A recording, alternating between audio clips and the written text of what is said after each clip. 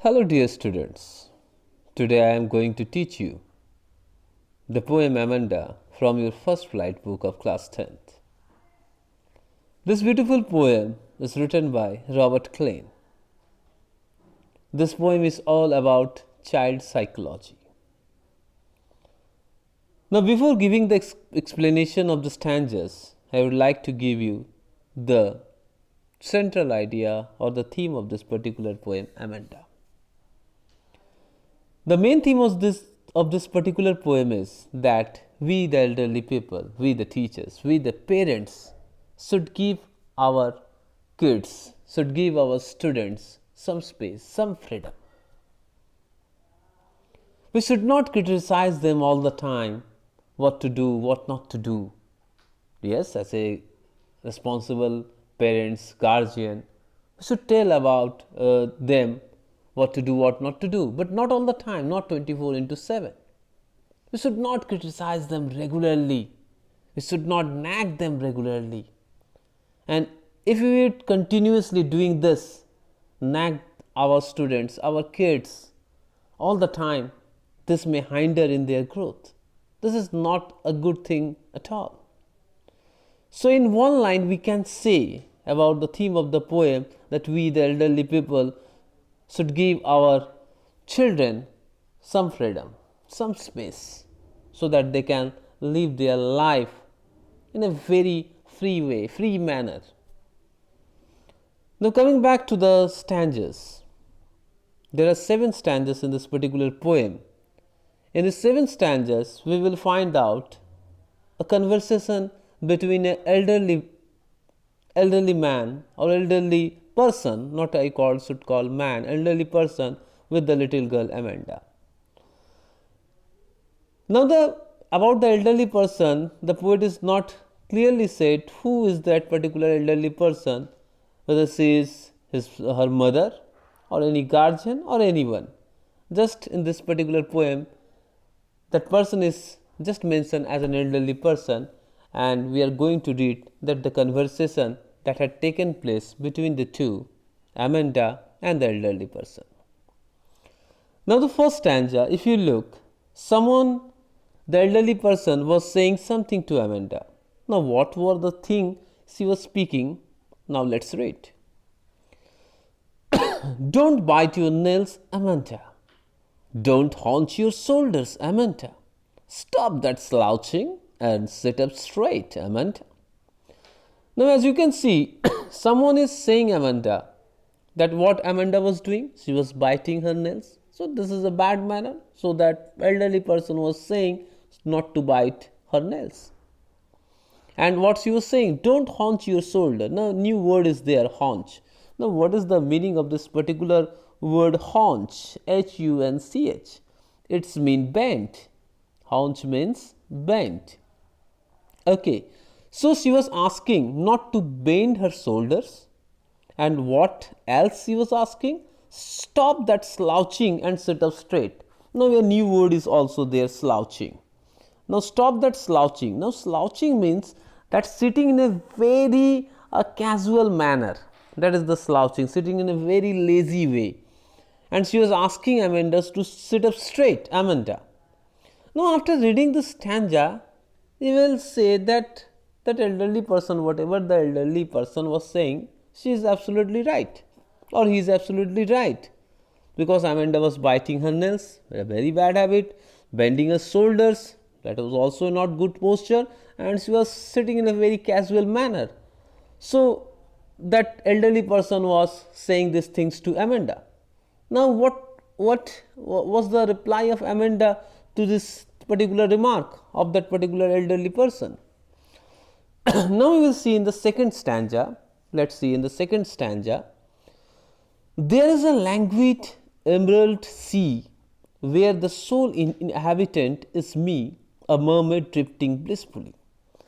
Now, a beautiful thing is there in this particular poem. Amanda, these words, whatever said from the speaker side, from the Amanda side, she was actually not saying anything. She was just lost in her own imaginary world. She was just lost in her own world. Now, where she was, when that elderly person was just speaking to her.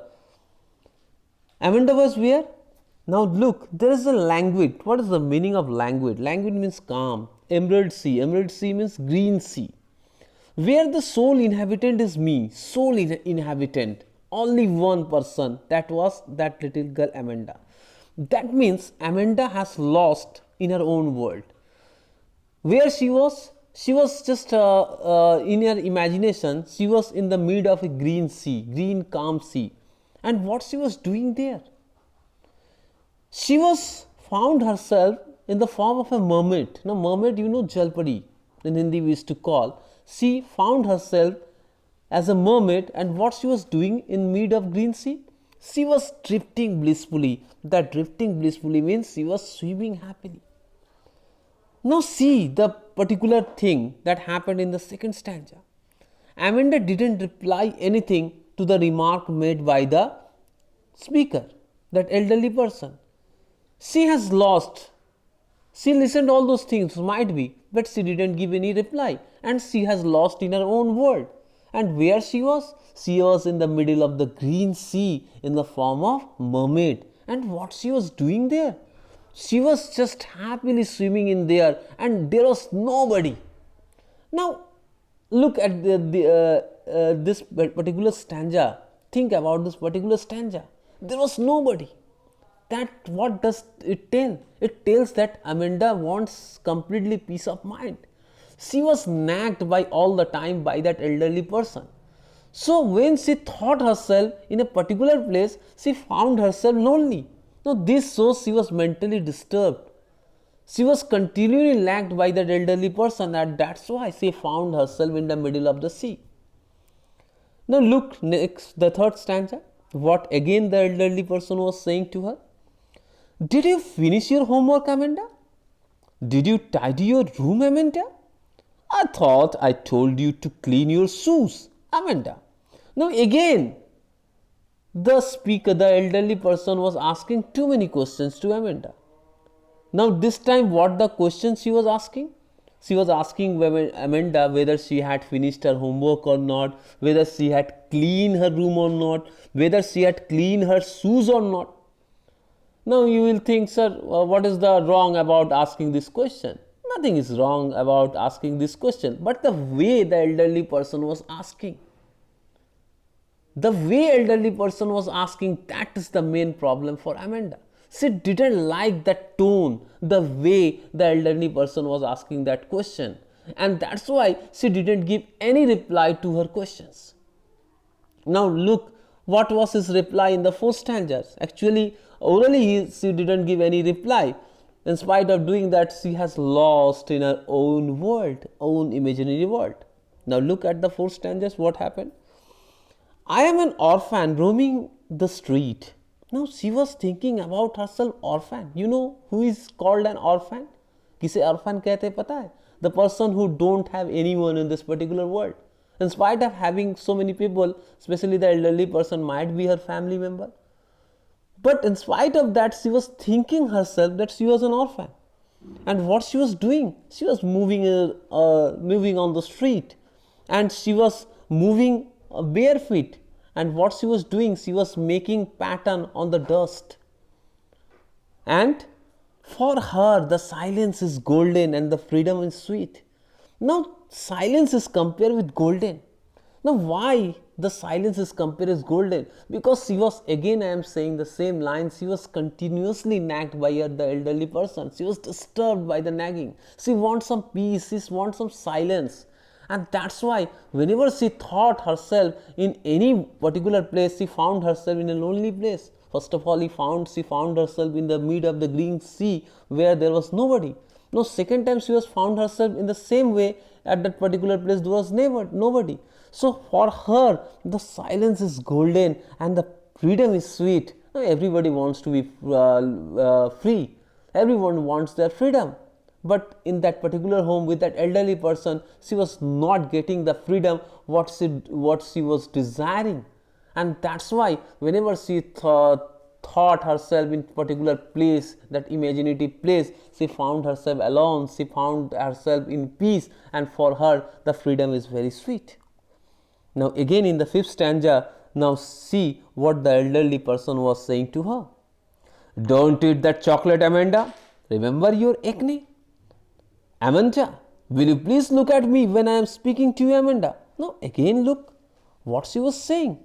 She was saying not to eat too many chocolates. Nothing is wrong by saying that. But the ways the speaker, the elderly person was speaking, that's the main thing. We the parents, we the teachers should understand. The way we should talk to our kids, the way should we talk to our students, that we should understand. So she was asking Amanda not to eat too many chocolate. Remember your acne. Now acne is pimple on the face that used to happen in the adolescence age, you know, jo dane and all the faces. It's eating too many chocolate is not a good thing when you have that pimple problem or anything. So she was asking not to do that. And again she was asking, will you please look at me? Actually she was getting frustrated. Amanda was not responding to her statement or remark, whatever she was making. So this time in her anger, she was asking Amanda to look at her. And when I am speaking to you, the elderly person speaking to Amanda, but Amanda was not responding at her at all. So in that she was very angry because of this, and she was asking Amanda to look at me. Amanda. So these are the things she was doing. She was asking. Now the next stanza, we will see what. Next stanza, again the sixth stanza, again Amanda found herself in that old fashioned imaginary world. Now she was thinking about what? I am Rapunzel. Now who was Rapunzel? Rapunzel is a fairy tale character, a girl. I have not a care. She was not bothered by anything. Life in a tower is tranquil and rare. I shall certainly never let down my bright hair. Now this time Amanda found herself in a tall tranquil tower. Tranquil means peace, calm. So again she found herself in a particular place. There was nobody. She found herself again in that particular place where she was only single inhabitant. And this time she found herself as a particular fairy tale character, that is Rapunzel. That Rapunzel used to live in a tall calm tower, and Rapunzel having a long black that hair. So she found herself this time also in a place where there was nobody, and she was enjoying the same thing, the silence, that freedom that she desired for, that she was not getting at her home. Okay, in the last stanza we will see what the elderly person was speaking. Stop that sulking at once, Amanda. Now what she was asking, actually Amanda was looking at him, responding, not responding at her at all. So that's why the elderly person asking, stop that sulking at once. Now sulking means, actually sulking means looking not too happy, not too happy. So Amanda was not looking happy, so that annoyed the elderly person. She was not happy with that expression of Amanda, and she asked Amanda not to sulk anymore. You are always so moody, and also made a remark about Amanda, you are a very moody girl. Whenever you change your mood, nobody knows. Amanda, anyone would think that I nagged at you. And having said that, what she was saying, what the elderly person was saying, that if anyone comes to our house, this house, he or she would say that I used to nag you her. Yes, she was nagging her all the time, but she didn't know, elderly person didn't know that she was nagging that girl all the time. And what she was saying, if anybody would come to our house, anyone look at you, look at your mood, that the unpleasant face of yours, and what she would think, or he would think, that I always used to nag you, Amanda. So that is the poem, Amanda. Again, in very short, I would like to say that this is poem about the child psychology, and we as a teacher, especially this poem is for the parents, and we as a parents, as a teacher, we should know, we should understand the emotions of our kids and give our kids some freedom, some space, so that they can live their life happily. In my next video, I will discuss about the the rhyming scheme of the poem and all the literary device of those poems, and also I will give a short summary of this particular poem. So that's it for today. Like and subscribe my channel. Thank you very much.